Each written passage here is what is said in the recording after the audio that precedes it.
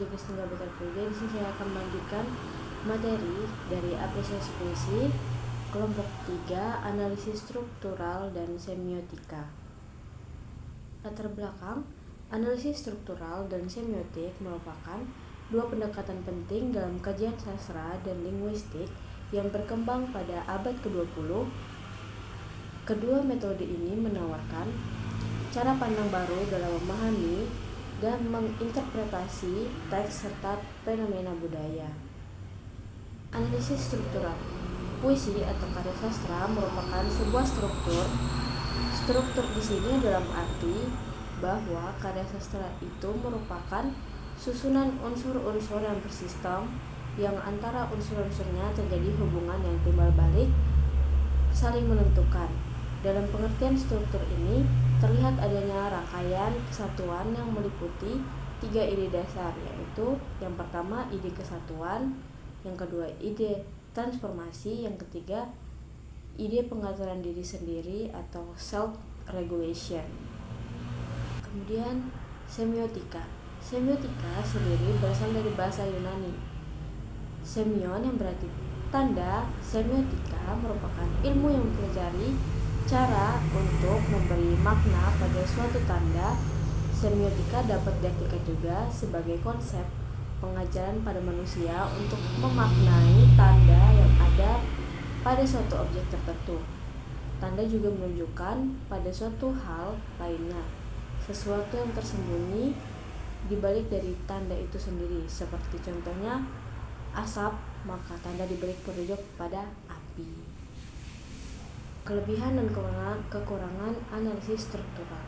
Kelebihannya membantu dalam memahami makna teks secara mendalam melalui analisis hubungan antar elemen dalam teks, berfokus pada unsur-unsur intrinsik teks tanpa melibatkan interpretasi subjektif, berguna untuk menemukan pola, sistem, dan konvensi yang ada dalam teks.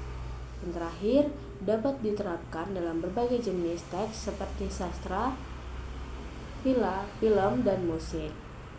Kekurangannya tidak memperhatikan konteks sosial, historis, dan budaya yang dapat mempengaruhi teks. Terlalu fokus pada struktur dapat mengabaikan makna yang lebih luas. Tidak selalu mampu menjelaskan arti dan fungsi teks secara tuntas. Dan terakhir, hasil analisis dapat berbeda-beda tergantung pada pendekatan dan perspektif digunakan. Kemudian ada kelebihan dan kekurangan semiotika. Kelebihan yang pertama, memperhatikan konteks sosial, budaya, dan historis yang mempengaruhi makna teks. Kedua, dapat mengungkap makna tersembunyi, simbolik, dan konotatif dalam teks. Ketiga, bersifat interdisipliner karena dapat diterapkan dalam berbagai bidang seperti komunikasi, budaya, dan sastra. Yang keempat, membantu memahami bagaimana tanda-tanda dan simbol-simbol digunakan untuk menyampaikan makna. Kekurangan dari semiotika, yang pertama, lebih subjektif karena bergantung pada interpretasi peneliti.